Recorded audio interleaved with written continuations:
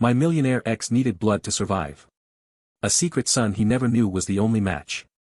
The boy stood at the foot of the hospital bed, 11 years old, looking at the dying man who had never known he existed. And when he spoke, his voice carried a weight that no child should have to carry. Why did you hurt my mom? The man in the bed, hollow-cheeked and pale, machines beeping around him, looked at this child who had his eyes, his jaw, his exact way of standing when facing something difficult. And for the first time in his life, Charles White had no clever answer, no strategic response, no way to spin the truth into something easier to swallow. Because I was afraid, he said, his voice cracked and broken. Your mother was the best thing that ever happened to me, and I was terrified of becoming the kind of man who deserved her. So instead of trying to be better, I pushed her away. I made choices that guaranteed I would lose her, because losing her on my terms felt safer than failing her on hers. The boy processed this with eyes too wise for his age. That is stupid, he said. It was incredibly stupid, Charles agreed, tears tracking down his face. The stupidest thing I have ever done in my entire life. And I have spent every single day since regretting it. The boy was quiet for a long moment. Behind him, his mother stood frozen, watching this exchange she had never imagined would happen. 11 years of secrets. 11 years of protection. And now, everything exposed in a hospital room where a man was dying and her son held the only key to his survival. I could let you die, the boy said finally. I could walk out of this room and never come back, and you would be gone. That is what you deserve for what you did to her. Charles nodded slowly. You are right. I deserve exactly that. But I am not going to do that. The machines beeped. The city hummed 43 floors below. And somewhere between a dying millionaire and the son he never knew existed, something impossible began to take shape. What would you do? What would you do if the person who shattered your heart needed the child they never knew existed to stay alive? Would you save them? Would you let them die? Would you make your child choose between mercy and justice? This is the story of Helen Sharp, a woman who buried a secret so deep she almost forgot it was there. This is the story of Charles White, a man who had everything except the one thing that mattered. And this is the story of Tyler, an 11-year-old boy who held a life in his hands and had to decide what kind of person he wanted to become. But before I tell you how they got to that hospital room, before you find out whether Tyler saved his father or watched him die, I need to take you back. Back to a phone call at 3:47 in the morning. Back to the moment when everything Helen Sharp had built came crashing down around her. Because every story of redemption begins with destruction. And this destruction started with a single ring in the darkness.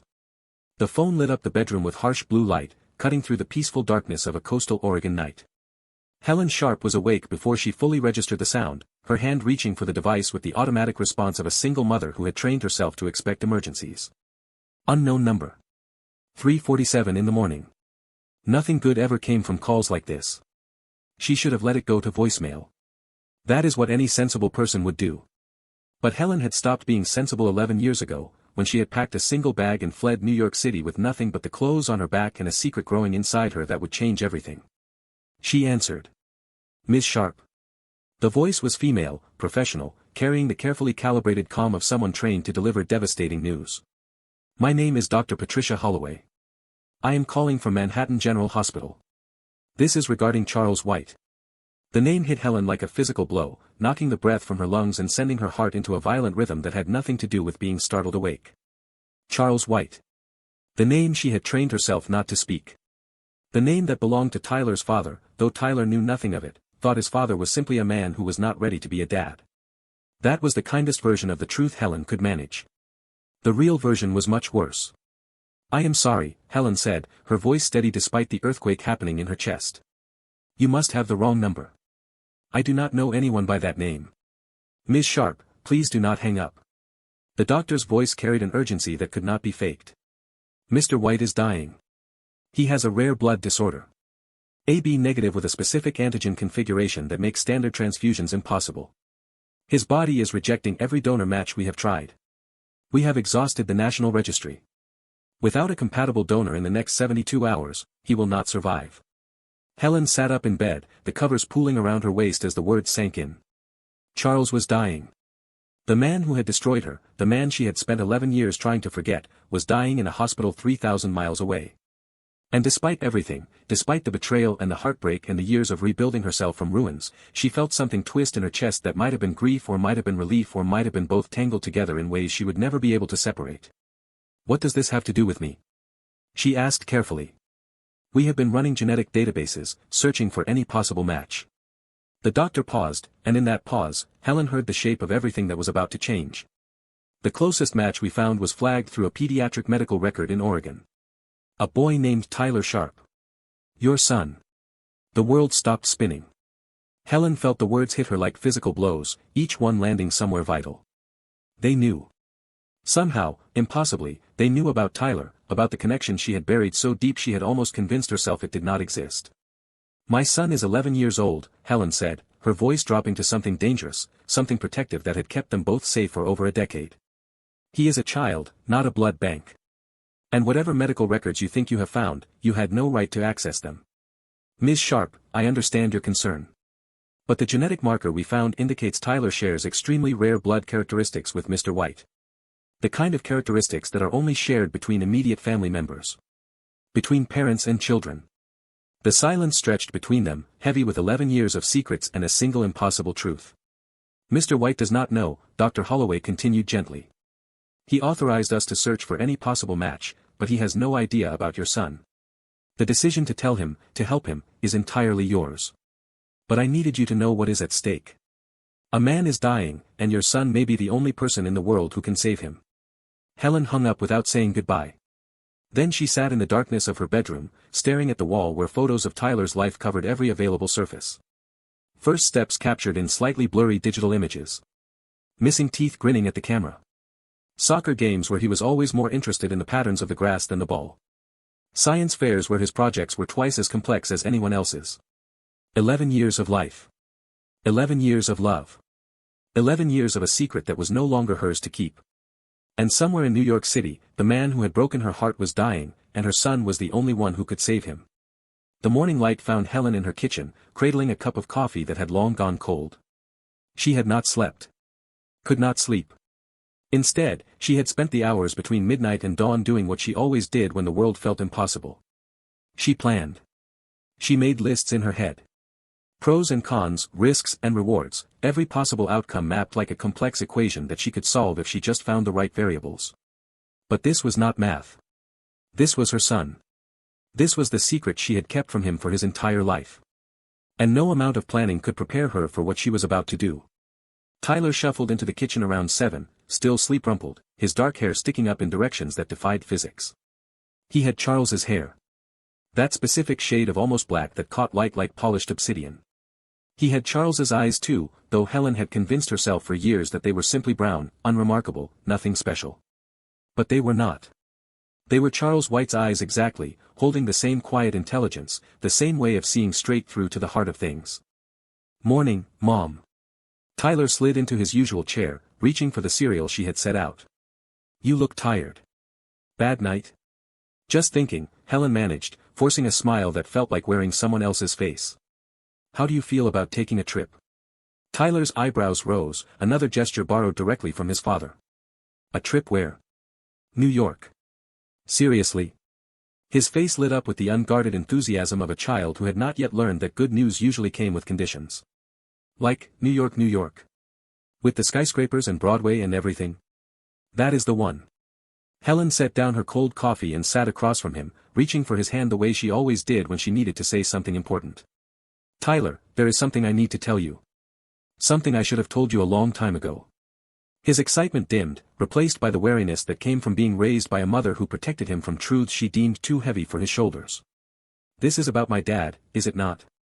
The question hit Helen harder than anything Dr. Holloway had said. She had always known this day would come. The day when carefully crafted half-truths would no longer be enough. The day when Tyler would demand the full story she had been hoarding like a miser guarding gold. Yes, she admitted. It is about your father. And I need you to listen to everything before you ask questions, okay? Can you do that for me? Tyler nodded slowly, his young face already arranging itself into something careful, guarded. A look she recognized because she wore it herself every single day. Your father's name is Charles White. He is very wealthy, very powerful, and 11 years ago, he made choices that hurt me deeply. I left New York before I knew I was pregnant with you. I never told him about you. That was my choice, and I made it because I believed it was the only way to protect both of us. She paused, watching emotions flicker across Tyler's face like clouds racing across the sun. Surprise, confusion, something that might have been anger, something that might have been grief. He processed silently, the way he always did, turning information over in his mind before responding. He is sick now, Helen continued quietly. Very sick. And the doctors say you might be the only person who can help him. Your blood type, your genetic markers, they match his in ways that could save his life. Tyler was quiet for a long moment, processing information that would have overwhelmed most adults. Finally, he spoke, and his voice carried a maturity that broke Helen's heart. So I have a dad who is rich and famous, and he has been out there my whole life not knowing I exist. And now he is dying, and you want to know if I will save him? I want to know what you want, Helen corrected gently. This is your choice, Tyler. Not mine, not his, not the doctor's. Yours. Whatever you decide, I will support you completely. What if I say no? The question hung between them, heavy with implications neither was quite ready to examine.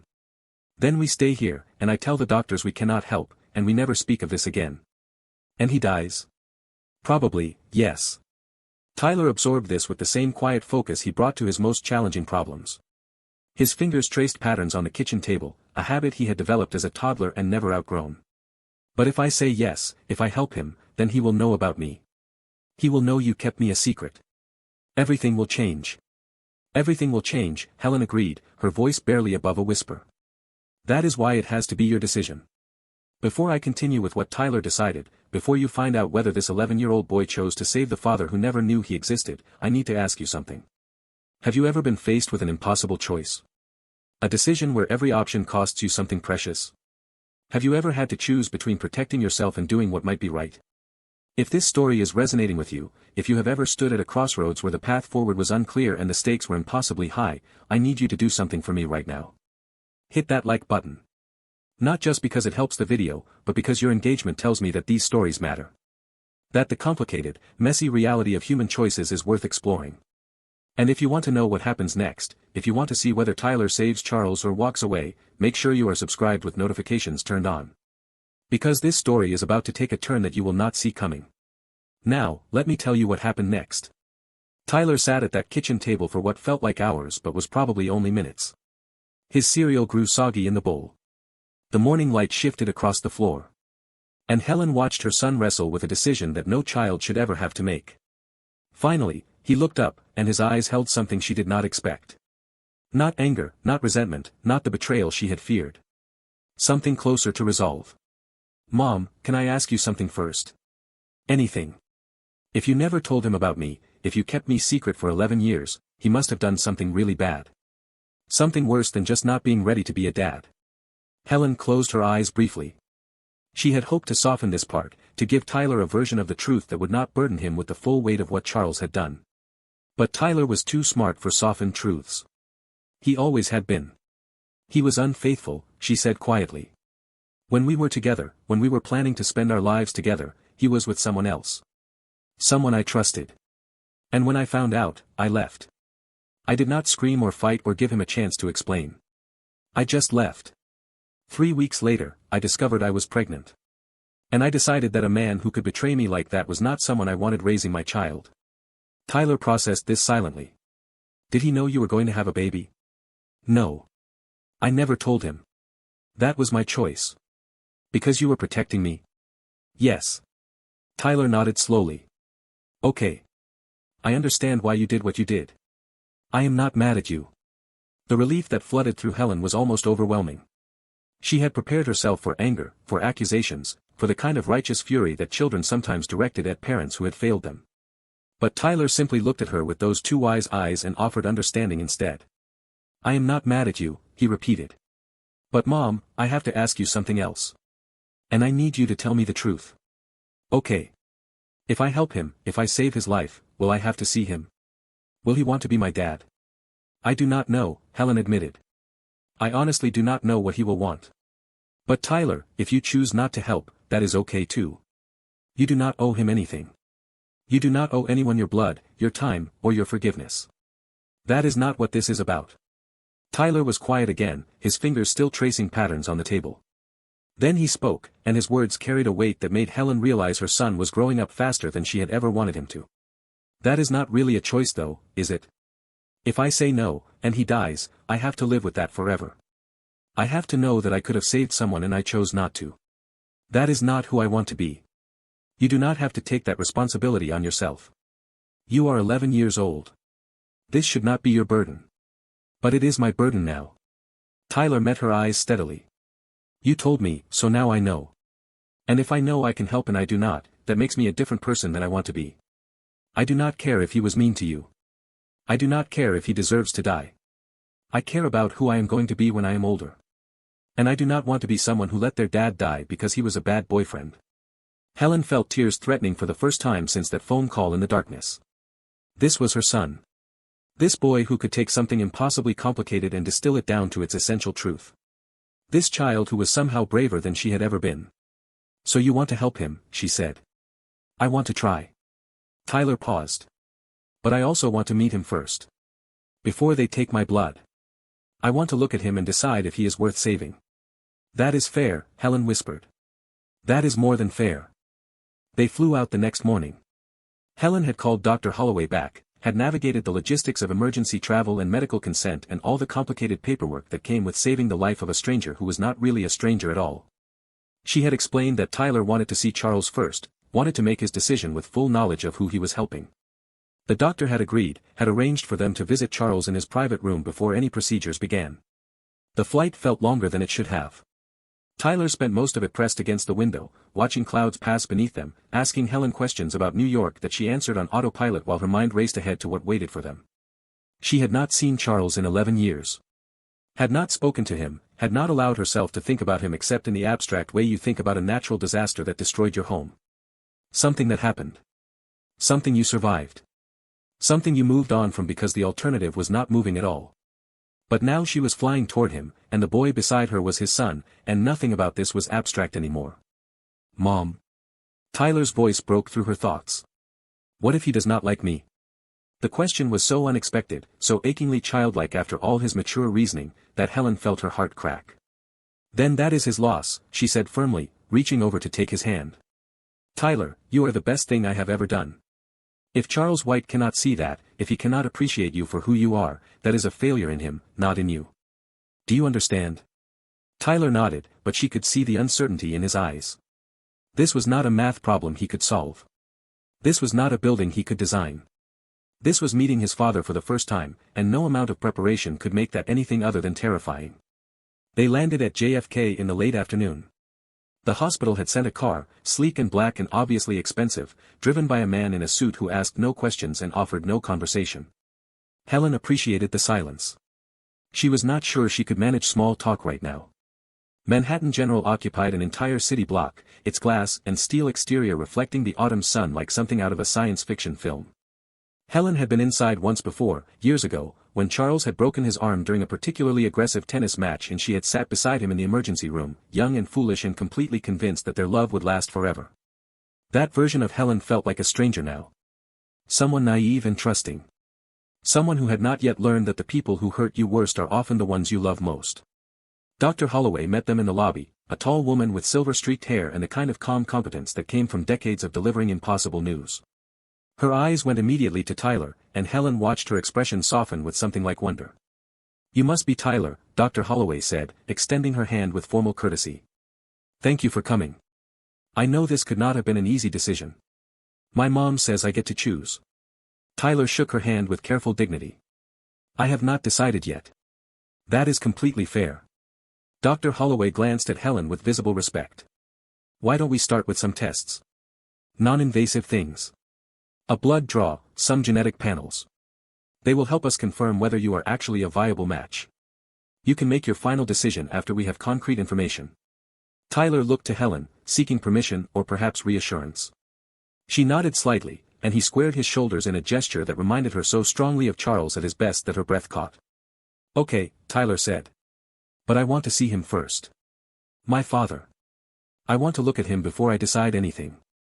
Helen had not anticipated this request, but she understood it immediately. Tyler needed to see the reality of what he was being asked to save. Not an abstract concept of a dying millionaire, but an actual person with a face and a form and a life that was draining away with each passing hour. I will arrange it, Dr. Holloway said.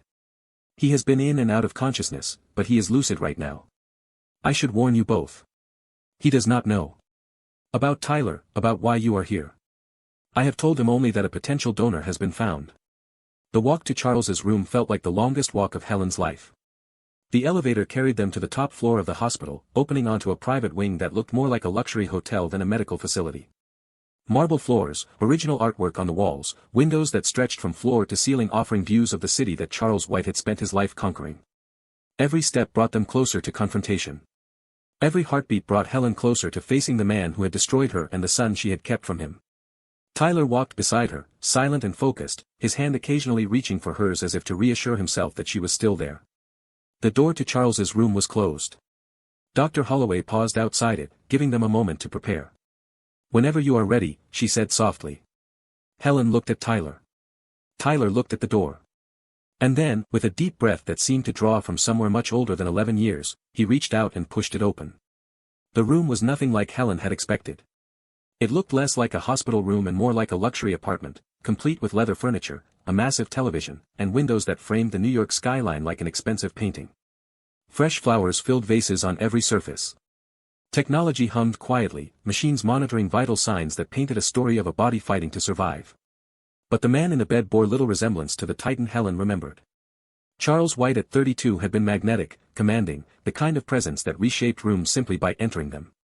He had walked with the confidence of someone who believed the world existed to accommodate his desires. He had smiled with the certainty of someone who had never been told no. He had held Helen like she was precious, like she was the most important thing in his universe, right up until the moment she discovered she was not.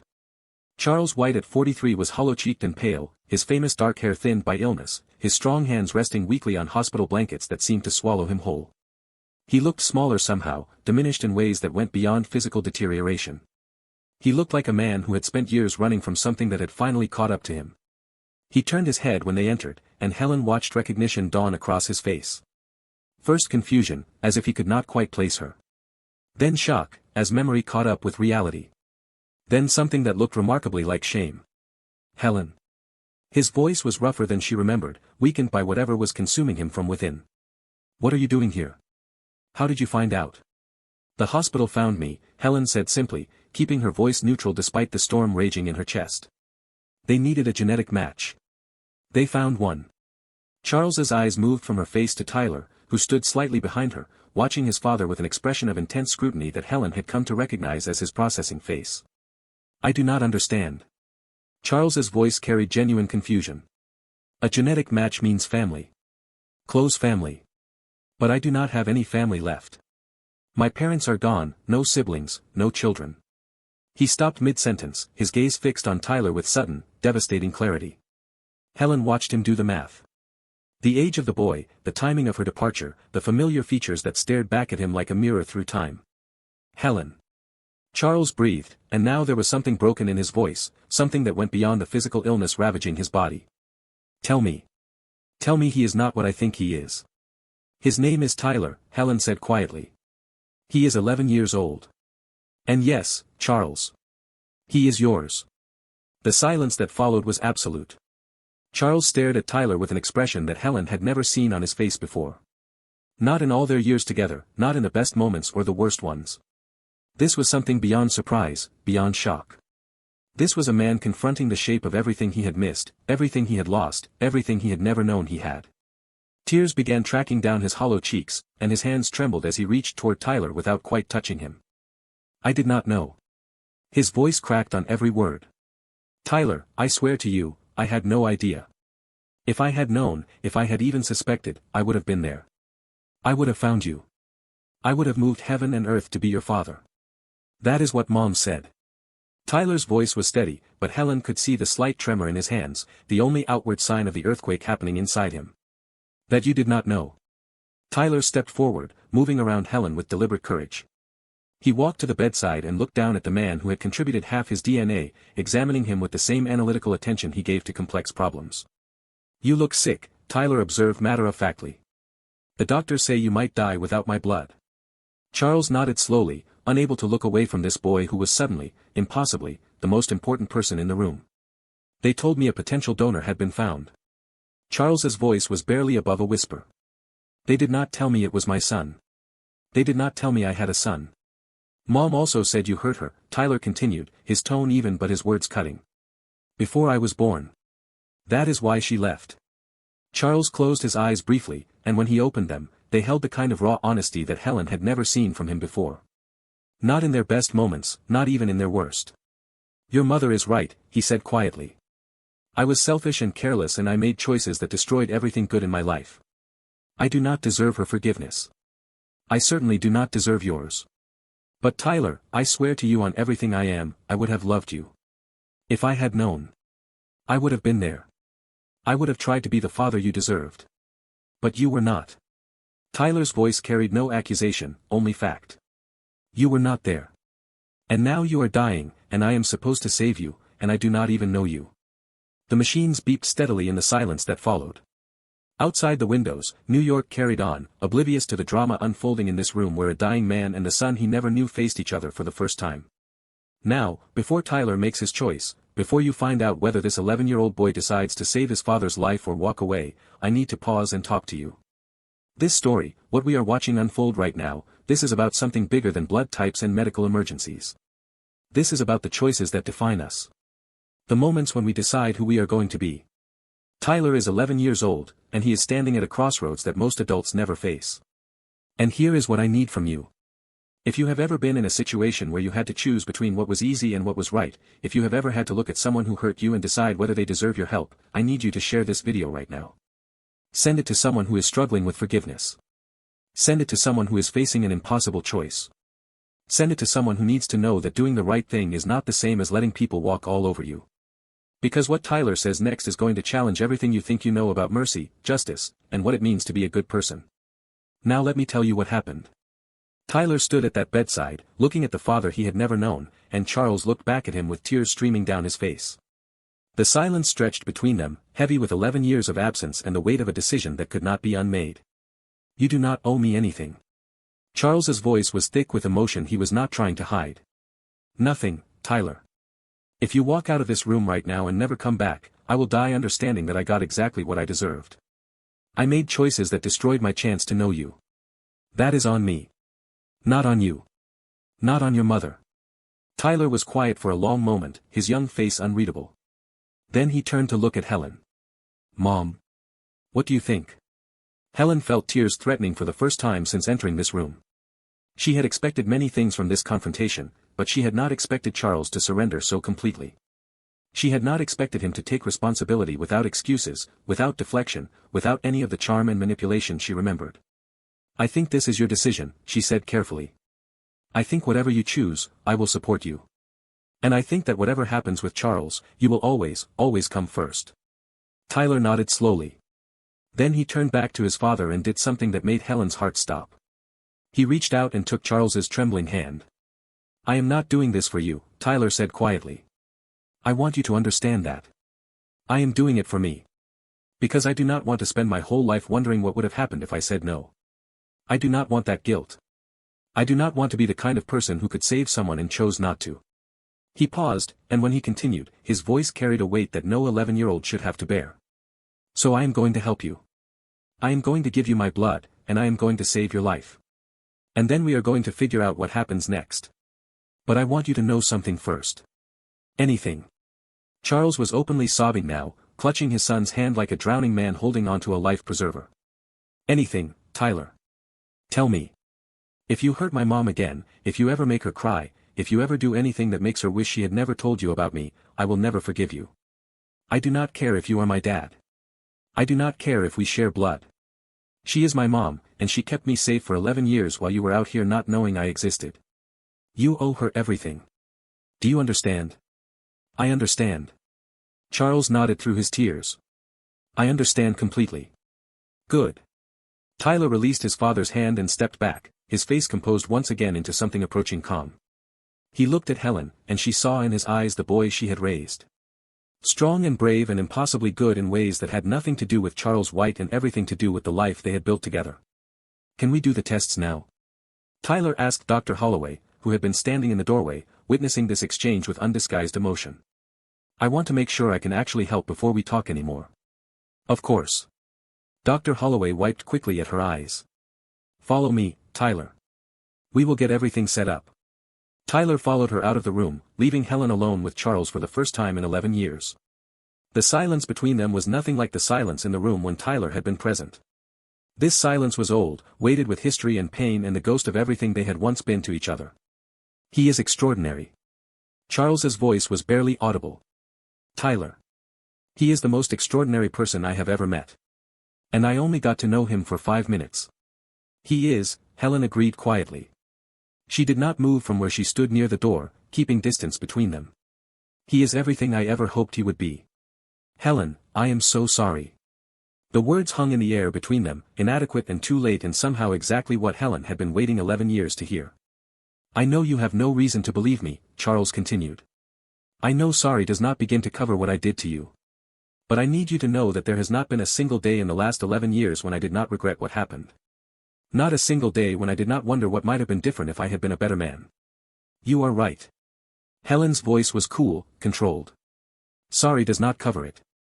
And wondering about different outcomes does not change what happened. I know that. Do you? Because 11 years ago, you had excuses for everything. She did not mean anything. It was a mistake. You are the one I love. Do you remember saying those things to me? Charles closed his eyes. I remember. I remember every word. I was lying to you and lying to myself and I knew it even then. I just did not have the courage to face what I was really doing. Which was running. Charles opened his eyes, and there was something in them that Helen did not recognize. Something that looked almost like self-awareness. Running from the best thing that ever happened to me because I was terrified of what it would mean to actually deserve you. Helen did not respond.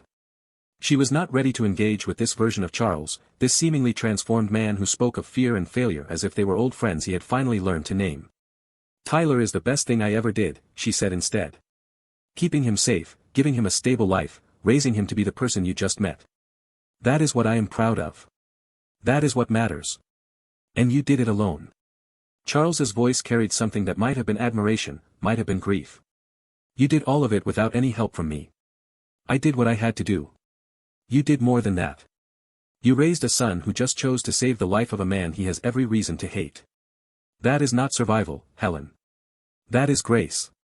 The word landed between them like a stone dropped into still water. I do not want your compliments, Helen said quietly.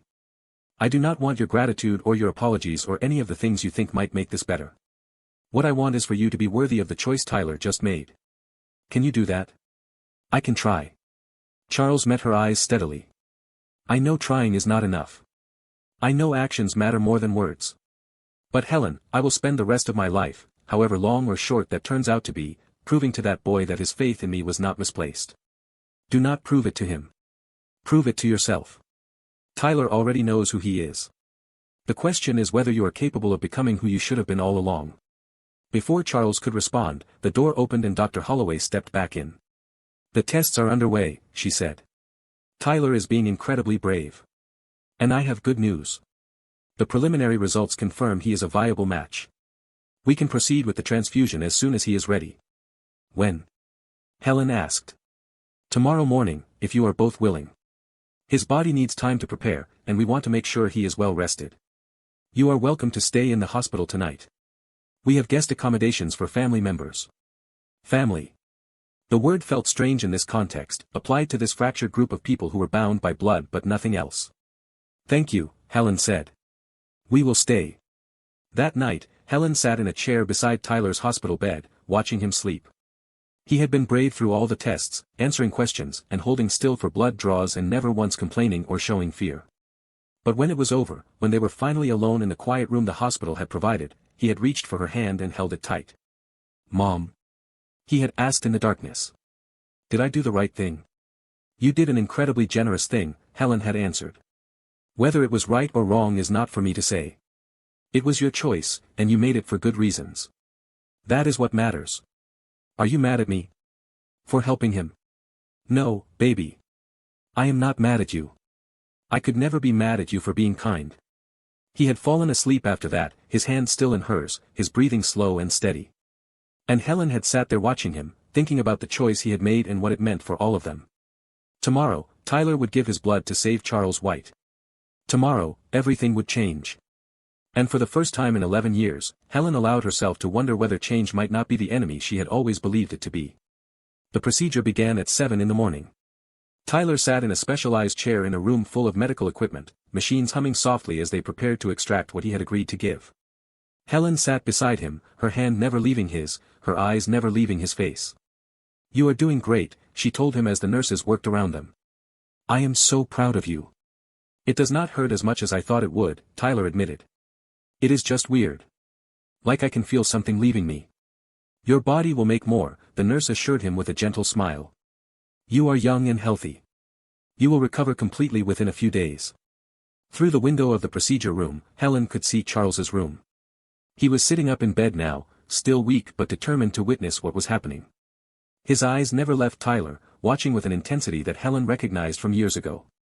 He used to look at her that way, when things were good between them. Like she was the center of his universe. Like nothing else existed. She had believed that look once. She had trusted it. And it had nearly destroyed her. But now, watching him watch Tyler, she found herself wondering whether people could change. Whether the man who had broken her heart 11 years ago could become someone worthy of the son he had never known. It was not a question she was ready to answer. Maybe she would never be ready. But for the first time, she was willing to consider that the answer might not be a simple no. The procedure took 4 hours. 4 hours of Tyler sitting still while machines extracted what he had come to give. 4 hours of Helen holding his hand and telling him stories about when he was a baby, about the first time he walked, about the day he built his first block tower and cried when it fell down. 4 hours of trying to make this sterile room feel like home. And through it all, Charles watched from his window. Never looking away. Never resting. Bearing witness to the gift he did not deserve and the boy who was giving it anyway. When it was finally over, when the last of what Tyler could safely give had been collected and he was resting on a hospital bed of his own, exhausted and pale but smiling, the doctor came to give them the news. "The transfusion was successful," Dr. Holloway said, her voice carrying relief and wonder in equal measure. "Mr. White is responding well. His body is accepting the blood. We will need to monitor him closely over the next few days, but I am cautiously optimistic. Tyler, you may have just saved your father's life." Tyler nodded weakly, too tired for a bigger response. "Good," he managed. "That is good. Get some rest now," Helen told him, brushing hair back from his forehead. "You have done something incredible today. Let yourself recover." "Mom."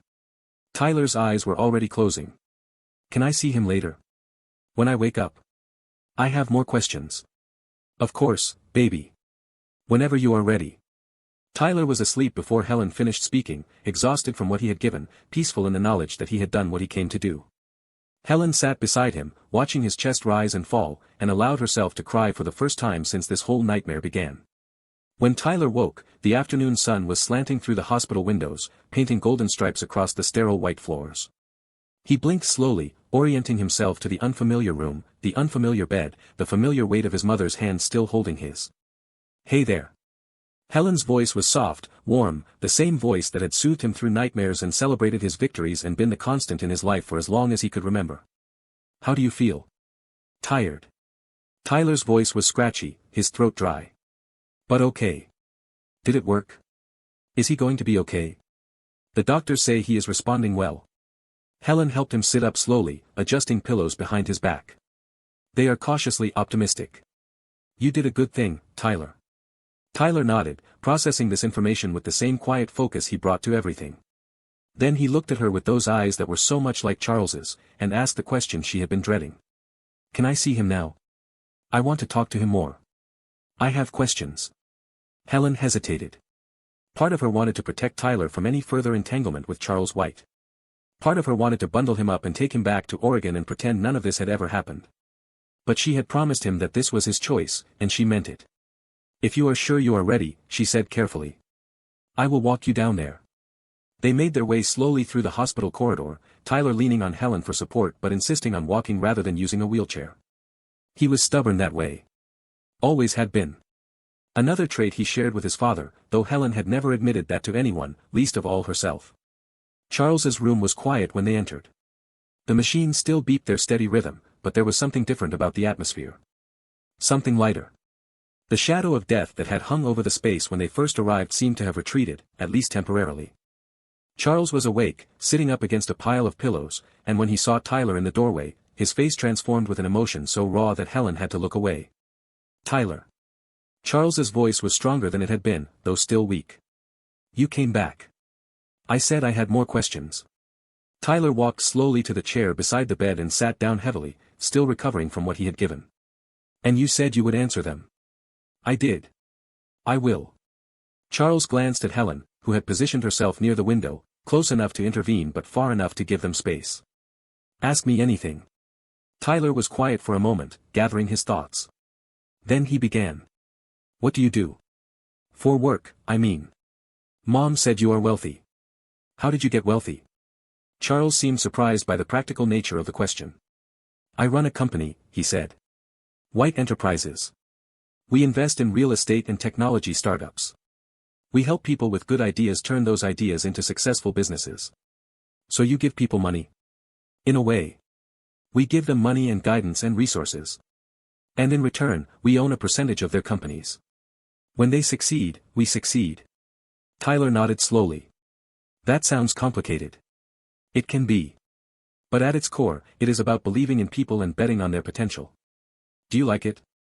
The question seemed to catch Charles off guard. I used to think I loved it, he said slowly. I used to think building my company was the most important thing in my life. But lying in this bed, not knowing if I was going to survive, I realized something. I had built an empire, but I was completely alone inside it. Success without anyone to share it with is just expensive loneliness. Tyler considered this. Is that why you hurt my mom? Because you were focused on your company instead of her? Charles closed his eyes briefly, and when he opened them, they were wet with tears he was not trying to hide. No, he said quietly. That is not why.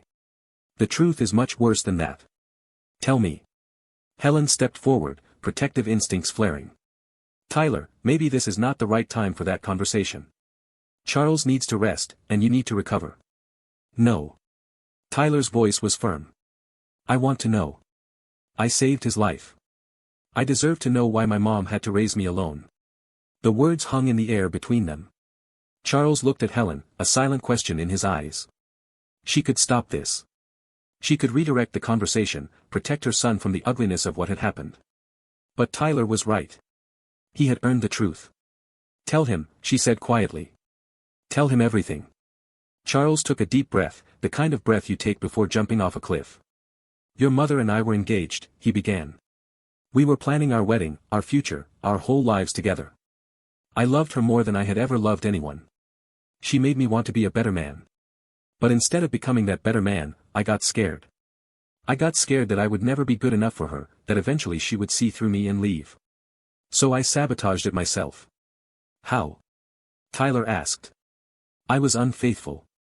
Charles's voice cracked on the word. I was with another woman. Someone your mother trusted. It was not a mistake or an accident. It was a choice I made, over and over again, because I was too much of a coward to face my own fear of failure. Tyler was silent for a long moment. His young face showed nothing of what he was feeling, but Helen could see his hands gripping the armrests of his chair. That is really bad, Tyler said finally. It is the worst thing I have ever done, Charles agreed. And I have regretted it every single day since. Then why did you do it? Because I was broken in ways I did not understand. Because I thought pushing your mother away before she could leave me was somehow better than being left.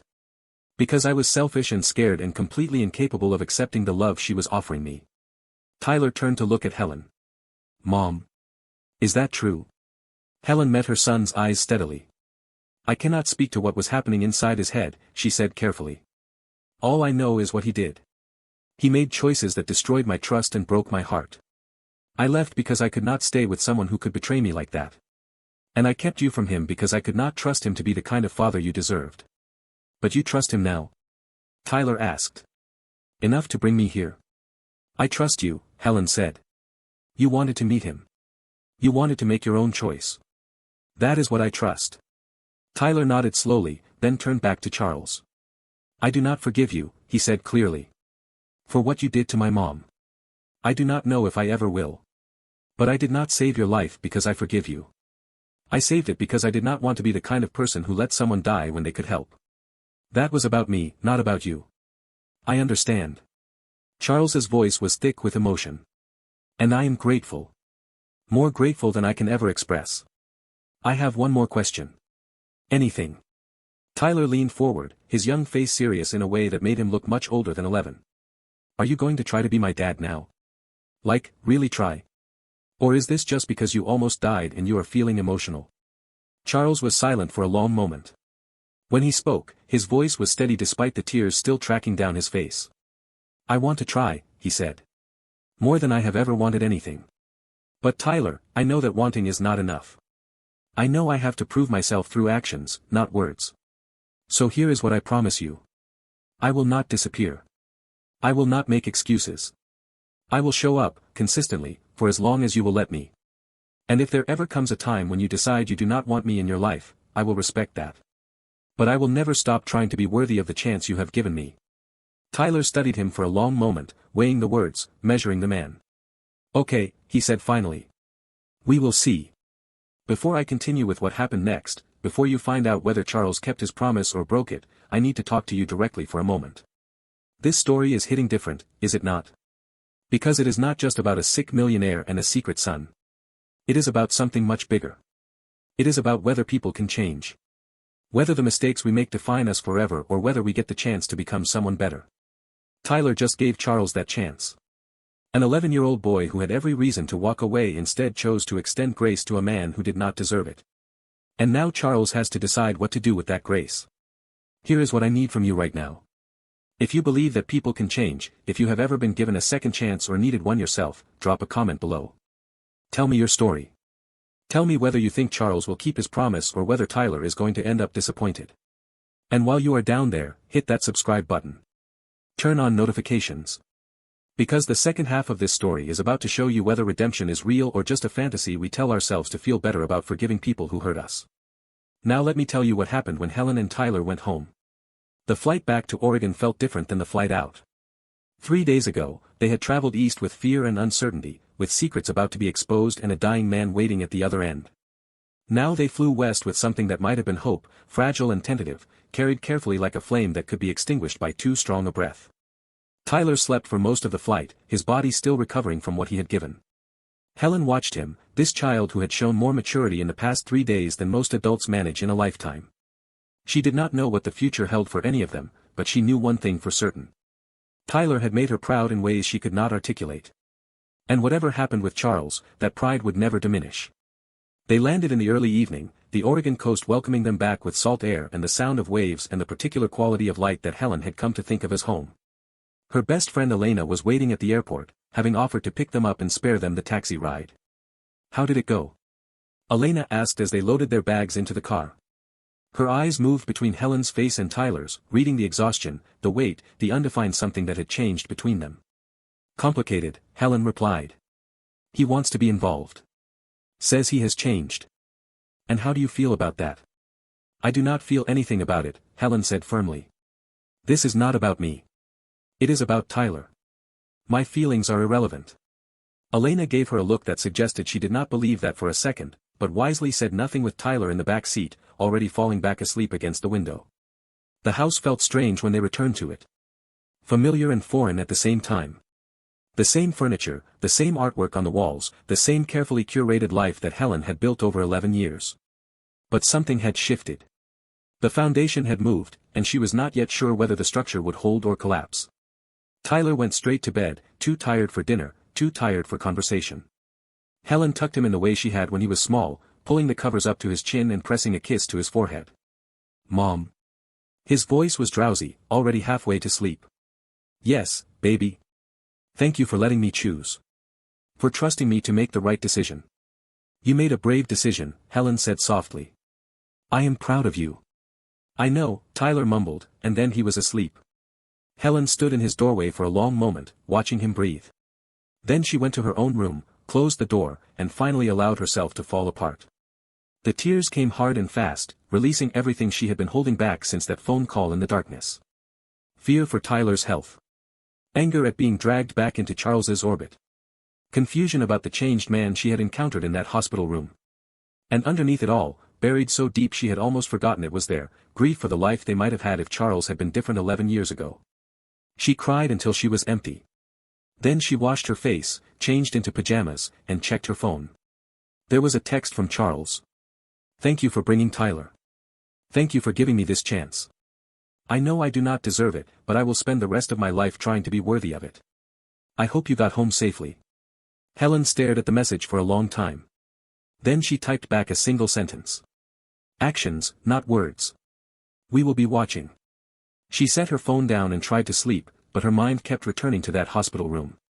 To the way Charles had looked at Tyler. To the honesty in his voice when he admitted what he had done. To the promise he had made. She did not trust him.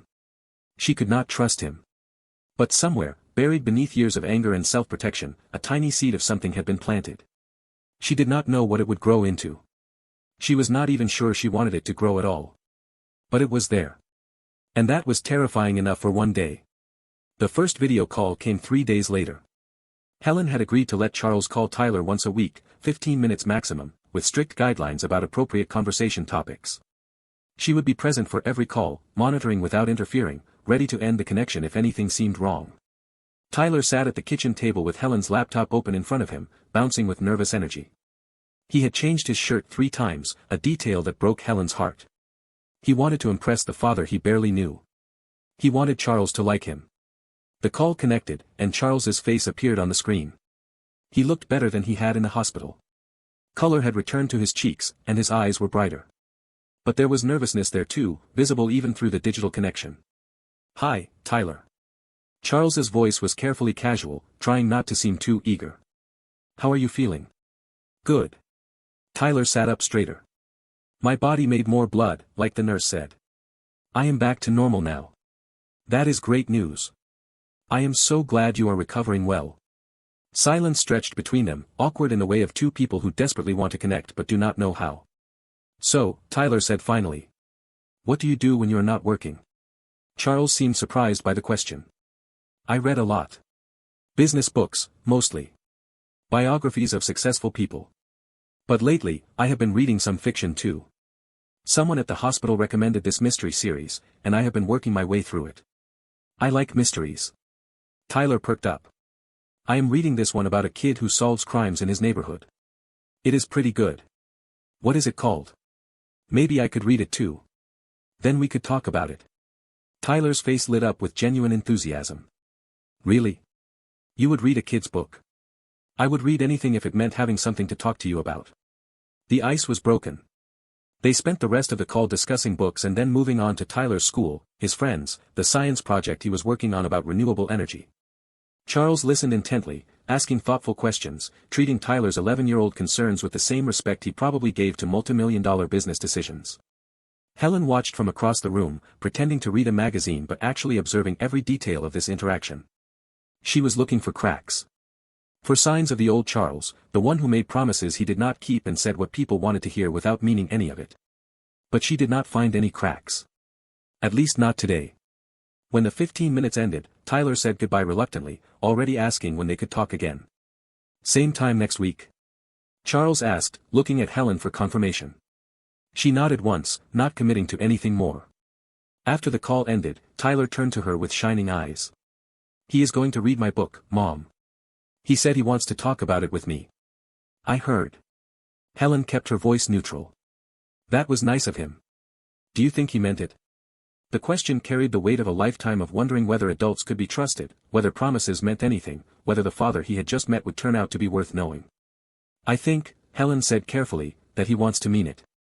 Whether he follows through is something we will have to wait and see. Tyler nodded, accepting this. He was learning, too. Learning that hope and caution could exist in the same heart. The weeks turned into months, and Charles did not falter. He called every week without fail. Never rescheduled, never cut the calls short, never seemed distracted by the business empire he was supposedly running. Each conversation lasted a little longer than the last, covering more territory, building connections that Helen watched form with a complicated mix of hope and fear. Tyler started showing Charles his drawings through the camera. Architecture sketches, mostly. He had developed an obsession with buildings lately, filling notebook after notebook with designs for houses and skyscrapers and elaborate structures that defied practical physics. This is my dream house, Tyler explained one evening, holding up a detailed drawing of a 3-story structure built into the side of a cliff. It has a secret room behind the bookshelf and an elevator that goes down to a cave by the ocean. That is incredible. Charles's voice carried genuine admiration. The proportions are really impressive for someone your age. Have you thought about taking architecture classes? They do not have those for kids. Maybe not formal classes, but there are online resources. Drawing tutorials. Books about famous architects. Would you be interested in something like that? Tyler's eyes lit up. Would you help me find them? Of course. We can work on it together. True to his word, Charles spent the following week researching. He sent Tyler links to age-appropriate architecture videos, ordered books that arrived at their Oregon house with no return address, and even found an online course designed for young people interested in design. Helen watched this unfold with growing confusion. The Charles she remembered had been charming but unreliable. He had made grand gestures that meant nothing, promised things he had no intention of delivering. But this Charles was different. This Charles followed through. For months after that first hospital visit, Charles made an announcement. They were on their regular video call, Tyler excitedly describing a model bridge he was building for school, when Charles interrupted with unusual nervousness. "Tyler, I need to tell you something," he said.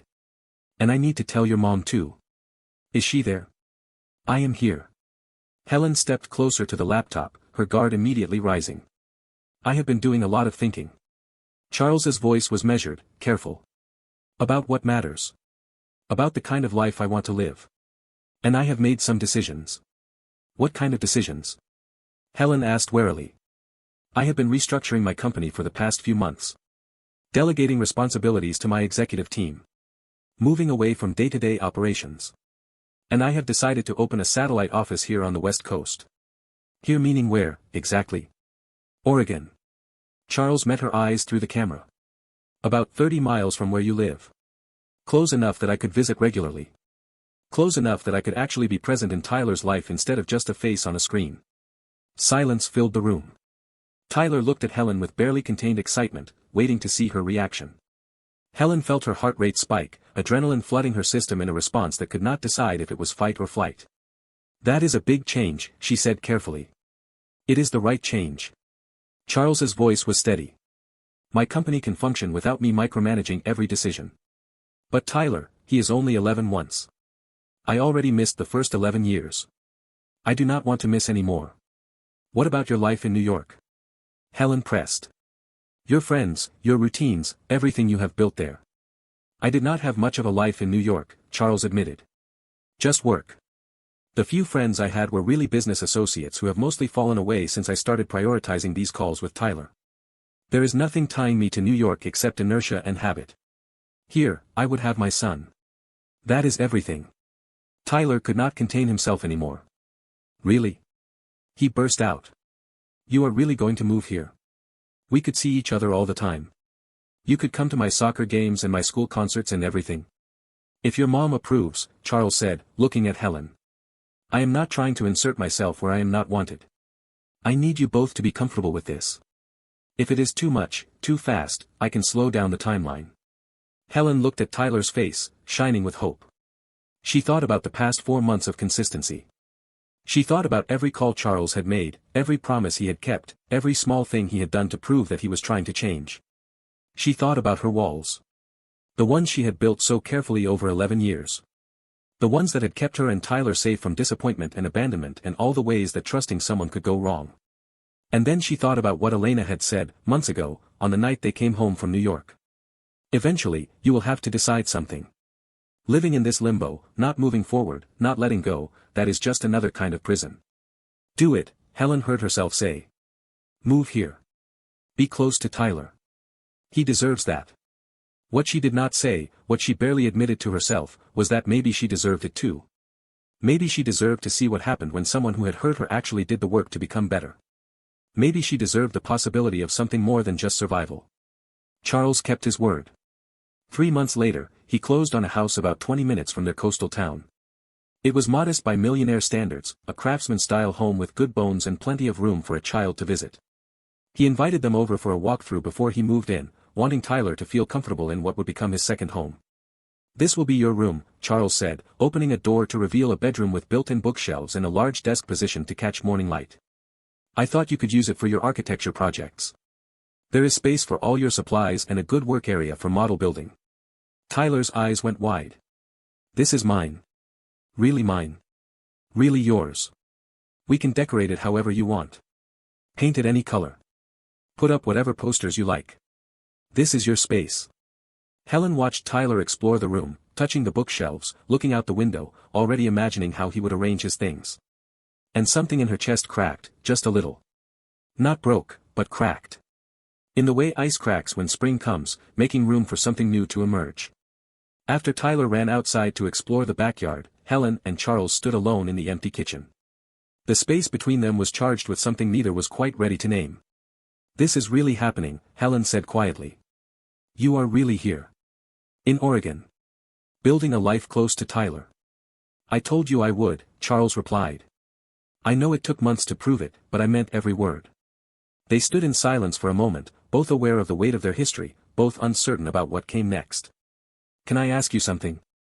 Helen's voice was barely above a whisper. Not as Tyler's mother. Just as me. Anything. Why? Why did you choose her back then? I have never understood it.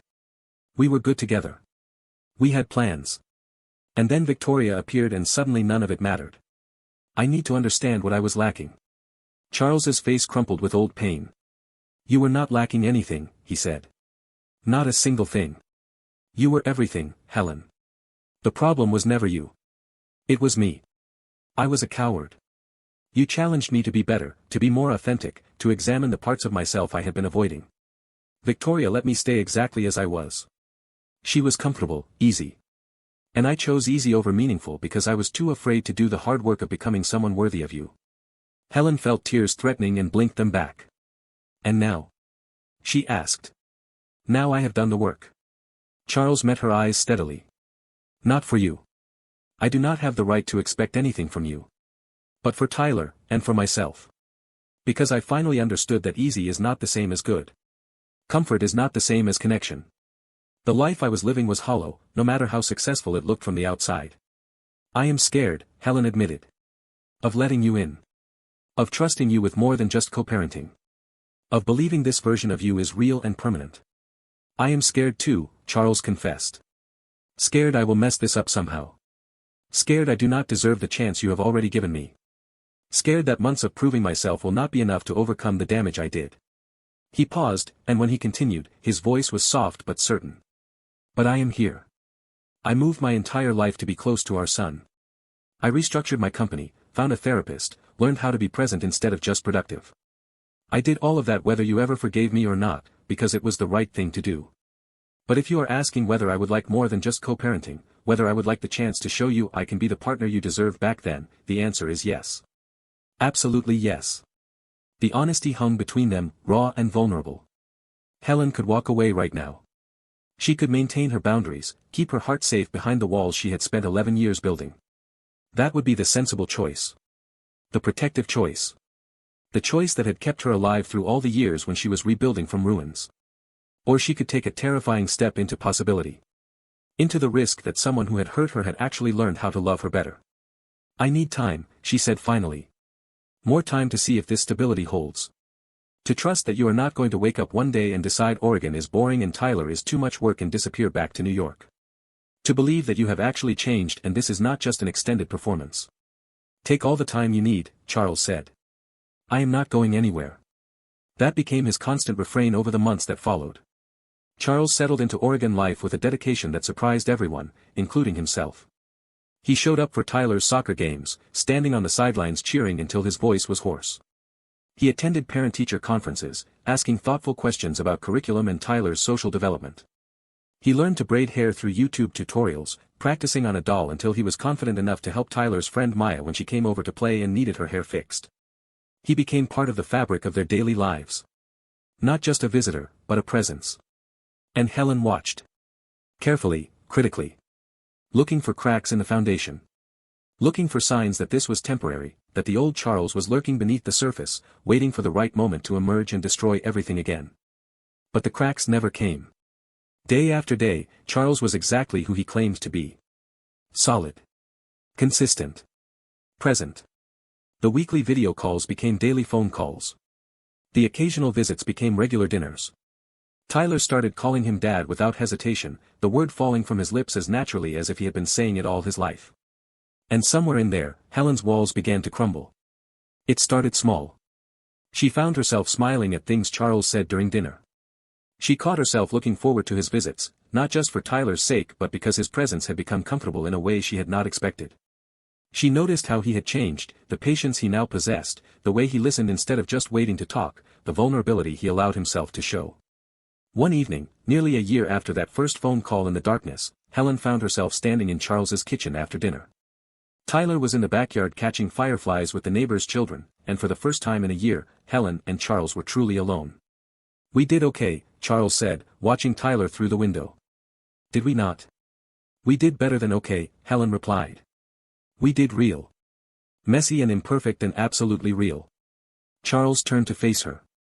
"I love you," he said. Simple and true. The words falling between them like stones into still water. "I know I have no right to say that. I know I lost the privilege of loving you a long time ago. But Helen, I need you to know. I never stopped. Even when I did not deserve you. Even when I destroyed us. I never stopped loving you." Helen looked at him. This man who had broken her. This man who had spent a year putting her back together. This man who had given her son a father and given her something she had not even realized she was missing. "I love you too," she said. Again. Still. Earned through every difficult moment and every choice to stay. Charles reached for her hand, and she let him take it. "This is not going to be easy," Helen warned. "I have walls, Charles. Walls I built to survive what you did to me. Taking them down is not going to happen overnight." "I know," Charles said. "And I will be patient. However long it takes. Whatever you need. I am not going anywhere." "Promise me," Helen said. "Promise me that this time, when things get hard, you will not run. You will not sabotage. You will not choose easy over meaningful. I promise." Charles met her eyes with an intensity that made her breath catch. "I promise on everything I am, everything I have learned, everything I want to become. I will never run from you again." And this time, Helen believed him. "Before I tell you how this story ends, I need to pause one final time and speak directly to you. We have been on a journey together. From that phone call at 3 a.m. to this moment in a kitchen in Oregon where two people who were broken are learning to be whole again. You have watched Tyler choose grace over bitterness. You have watched Charles fight to become worthy of a second chance. And you have watched Helen take the most terrifying risk of all, opening her heart to someone who shattered it once before. This story is not just entertainment. It is a mirror. It shows us who we could be if we were brave enough.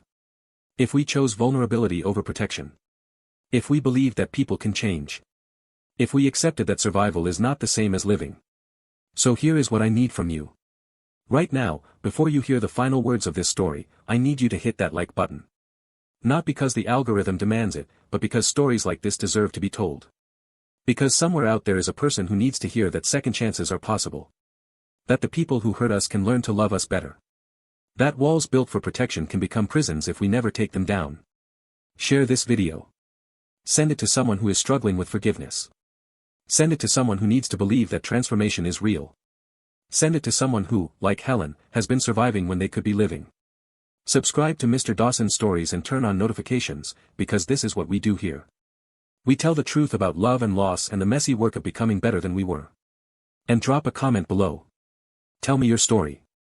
Tell me about the second chances you have given or received. Tell me whether you believe Charles deserved redemption or whether Tyler should have let him die. Your voice matters. This community we are building matters.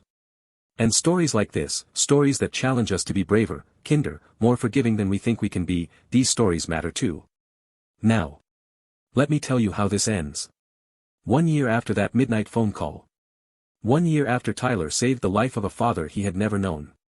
1 year after Helen made the terrifying choice to let Charles back in. They stood together at a foundation gala. Helen's foundation, the one she had built to help single parents find their footing the way she had once needed to find hers.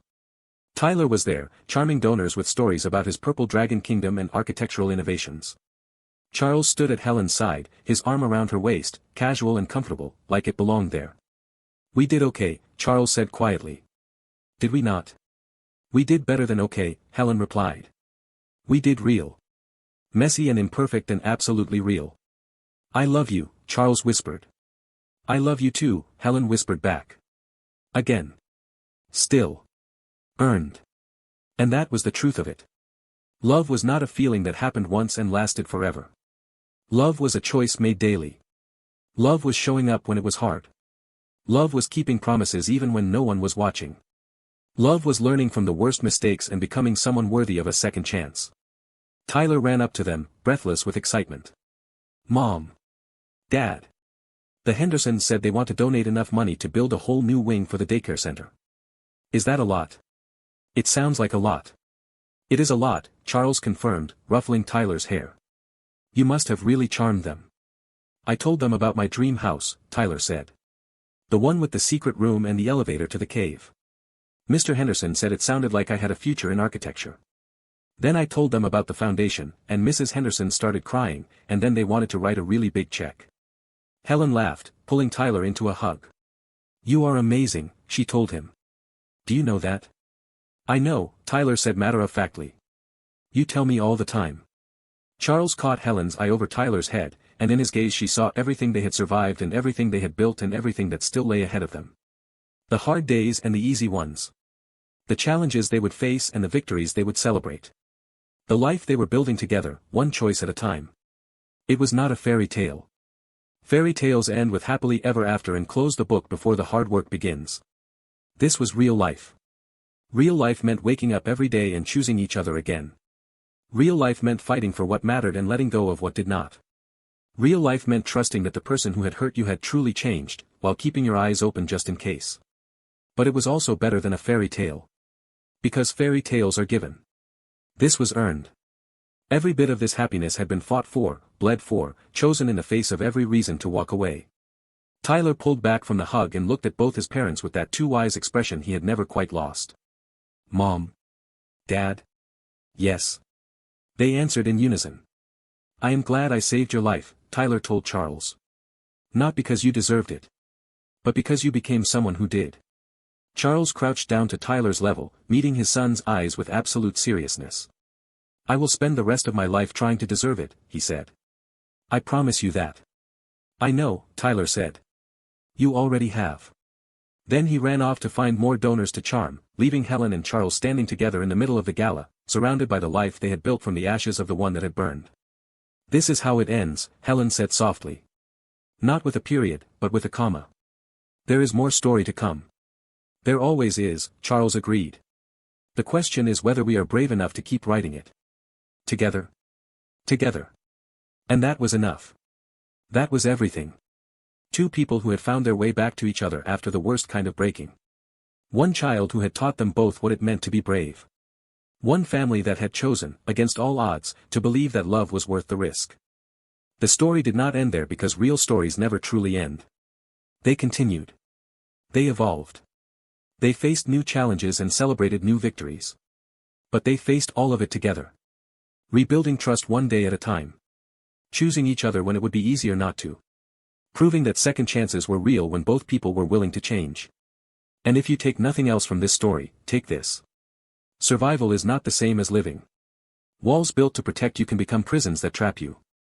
The people who hurt us the most are sometimes the people who can love us best, if they are willing to do the work to change. You are worthy of that love. You are worthy of that second chance. You are worthy of a story that does not end with heartbreak but continues into something better. Whatever you are facing right now, whatever impossible choice is in front of you, whatever broken relationship is haunting your past, know this. Change is possible. Redemption is real. And the bravest thing you can ever do is believe that the story is not over yet. Thank you for being here. Thank you for watching. Thank you for being part of this community that believes in messy, complicated, beautifully human stories. Until next time, remember. The best stories are the ones we choose to keep writing.